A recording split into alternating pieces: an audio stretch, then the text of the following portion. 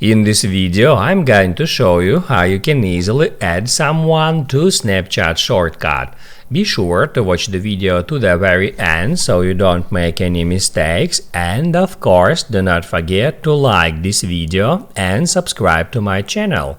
So let's begin, and first off, open up Snapchat app and then go into chats. Once you are on chats, just drag it down for a bit to show up that shortcut toolbar where you can find your manually created shortcuts, and then in order to add someone to a particular shortcut, all you have to do is just hit at that plus sign, and then you will be able to create new shortcut or to edit the existing. So you can just get into a shortcut, and then you can add here someone just by selecting them in that way. Also, in the same way, you can remove someone from that shortcut, and once you have done with that, just don't forget to hit add save.